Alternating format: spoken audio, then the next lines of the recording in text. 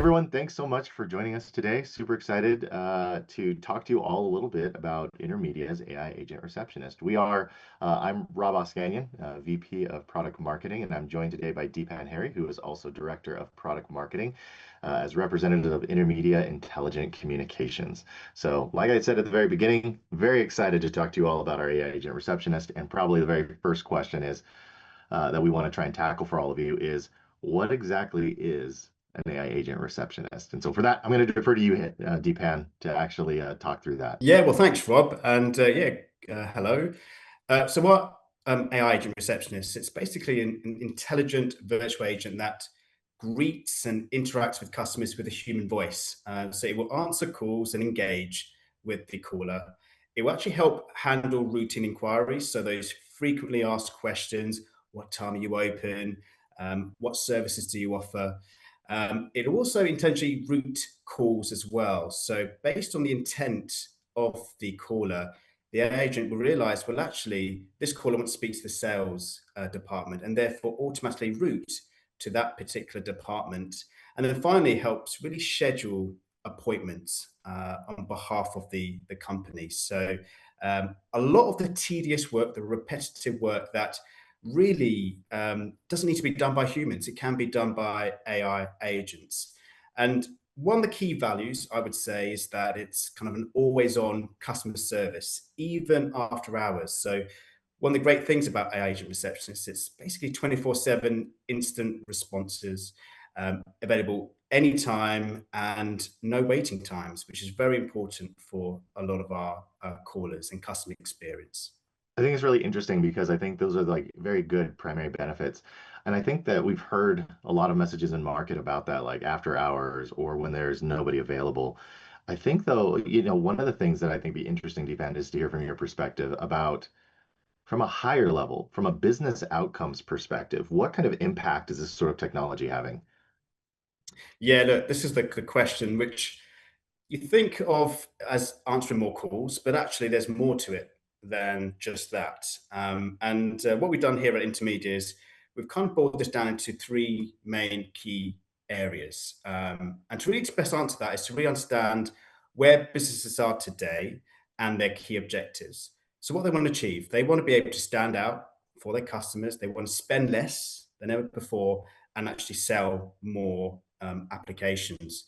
And with that, let's start with standout. As we all know, businesses, they're in a very competitive industry.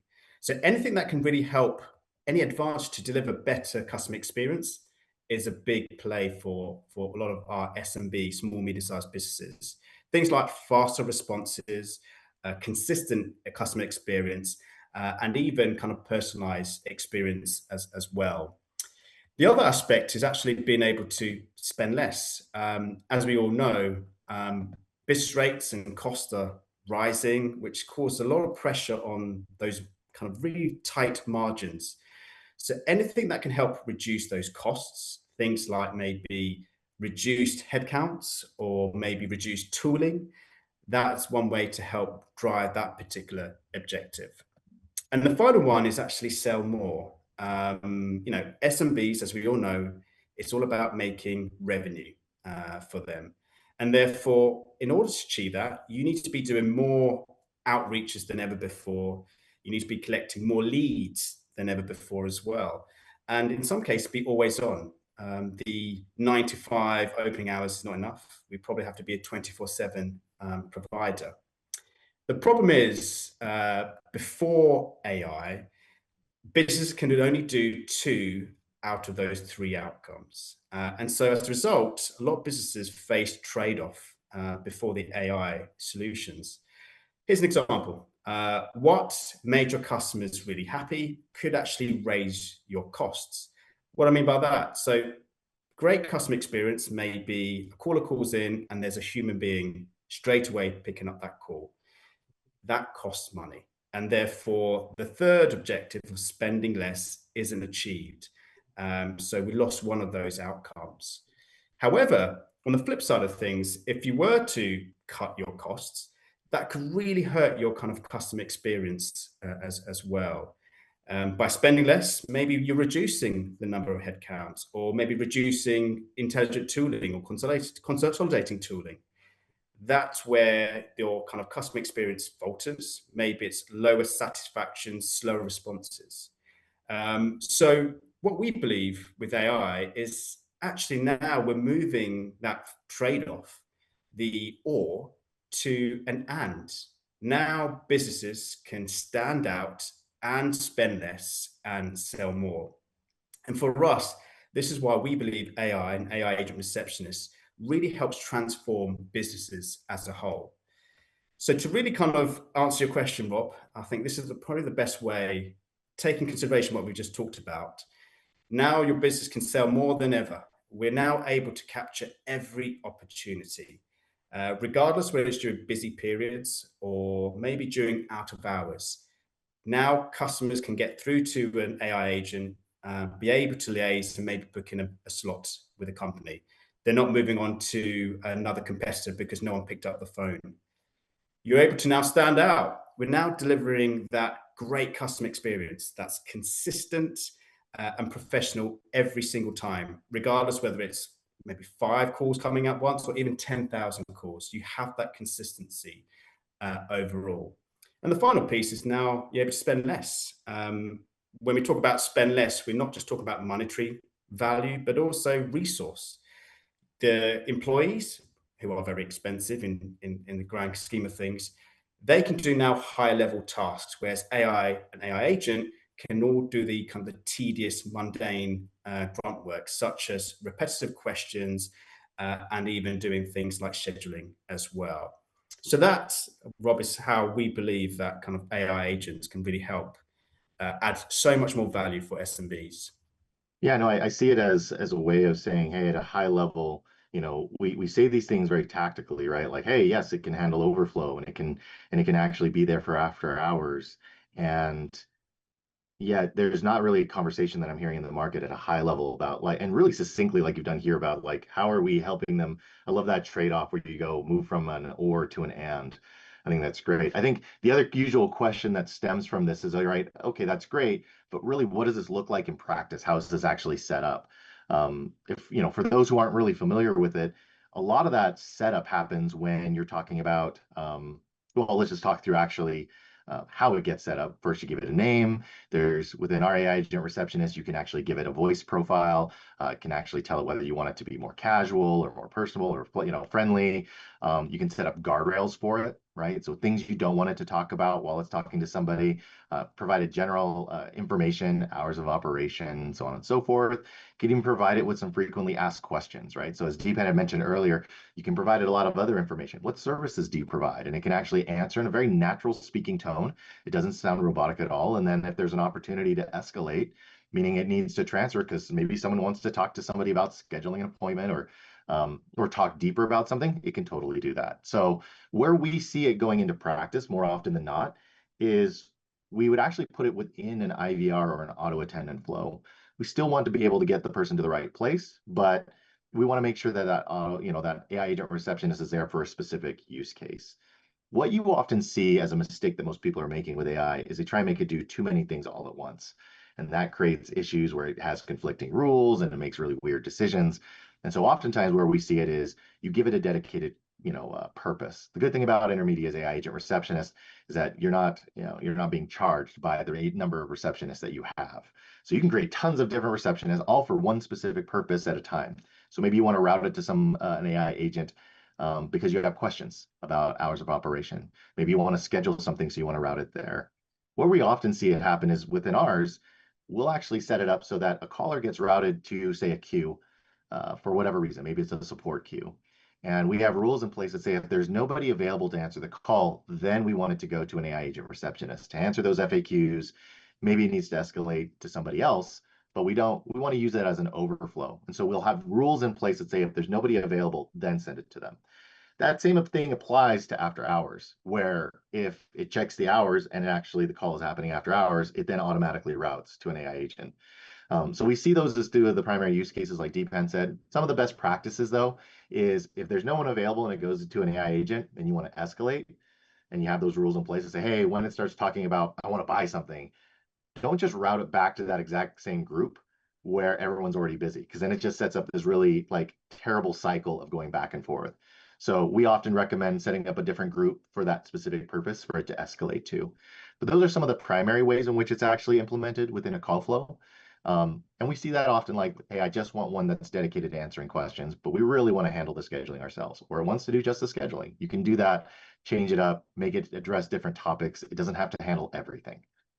Yeah, and just to add to Rob, I think, as you know, Rob, we had to create our own AI agent multiple times. The best thing about it is its simplicity. And how long does it take you to do yours, Rob? Oh, Um, yeah, like I think I got mine set up just because I was able to do it like 3 minutes tops, maybe 5 minutes if I wanted to add more into the FAQs, but um, Absolutely. I got mine up Yeah. and running super fast. Yeah. And that's the thing, right? You can start simple. Within 5 minutes, you literally can set up an AI agent receptionist. And then over time, once you get more experience, you can iterate it and add more features and functions based on what you learn from the initial rollout of the platform. And with that, Rob, I've got another question. Obviously, we are a partner first company. And the question we get a lot is kind of what opportunities exist for partners to create a recurring revenue streams around the AI agent receptionists. Yeah, yeah. You know what's interesting about this time is with something like an AI agent receptionist, and I think generative AI in general, I feel like the partner community is like, oh yeah, this is not my first rodeo. I've been here before. When it came to, say, moving to the cloud and how that caused many partners or many resellers to kind of go, oh, I've got to really rethink my practice and what I go to market with. And I feel like this is yet another one of those chapters in our evolution where we have to ask ourselves, all right, generative AI in general is a thing. How am I going to capture this? So one, I think, is there is so much to be done here about establishing a practice around this, around additional services. So AI readiness. I mean, being able to sit down with your clientele and say, hey, let's sit down and talk about your AI, your goals, and let's see if there's some ways to go with AI and solve for that. I wouldn't necessarily lead with AI and then try and find something. Really sit down again, we're really excited about this product, but ultimately it's not about the product, it's about the outcomes for the customer that you're working with. So you can definitely establish an AI practice where um, you learn best practices around setting up an AI agent. How do you protect the brand? What do you want it to do? How do you want to implement it, and how do you want to keep on refining it? Just like Deepan had said, like refining it can be part of that practice. There's other services obviously outside of this. This is just AI agent receptionists, but there's so much more that you can do that are value added services on the Intermedia Intelligent Communications platform around AI.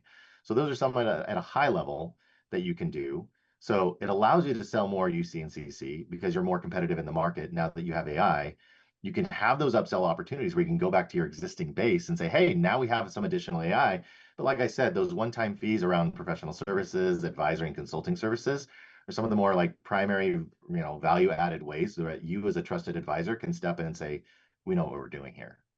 I guess that in my mind, Deepan, that kind of I'll throw it back to you, which is, um, how do you think a partner can position themselves as that trusted advisor, as they're having those, rather than just a technology provider where you go, hey, I just need something. How do they come in and be proactive and be that trusted advisor? Yeah, we've had these conversations quite a few with our partners. Currently, we have about 7,500 partners who are now leveraging our AI technology to sell to their customers. And what we're seeing so far is the most successful partners really focus on the business outcomes, as Rob mentioned, rather than the AI technology. So instead of asking, do you need an AI receptionist? You should really ask kind of the business outcome questions. How many calls are you missing each week as a result of not having someone being able to pick up those phone calls? Or how much time is your team spending answering those repetitive questions? The key thing for us is that we know that customers don't buy AI because it's exciting, but we do know that they want to solve a business problem. And so it's all about understanding those kind of workflows, understanding where the inefficiencies are in the business. And then the big thing is kind of measuring those business impacts. Partners who leave a business value or ROI are the ones who win the business because they differentiate themselves more on the outcomes opposed to just selling a kind of a technology or solution. So start off with understand the outcomes, understand the challenges, and then come up with a solution based on that. I love that because you're basically saying, hey, you know, rather than walk in there and say, here's AI, you figure it out, you're walking in with, hey, let me help identify those best use cases. And then we can walk back through there because maybe there's just something operationally they need to change. But yeah, there's definitely opportunities where they can actually use AI to solve for that. Yeah, Um, and honestly, some of the simplest kind of skills, features of AI agent receptionists, like frequently asked questions we've seen, saves literally hours per day of human time. And so simple things like that, when you extrapolate that over months and over years, it's a big, big kind of ROI for the business. I love that as well because I think that you should start, there's that whole like just deploy AI everywhere. I've heard some horror stories, you read it in the news where they've ran out of excitement to get started with it and then it bites them in the end and they lose a lot of revenue. So I love this idea of you can make a lot of headway and have a massive impact on the business, even if you're just handling FAQs. And that's great because they get started, they get warmed up to it.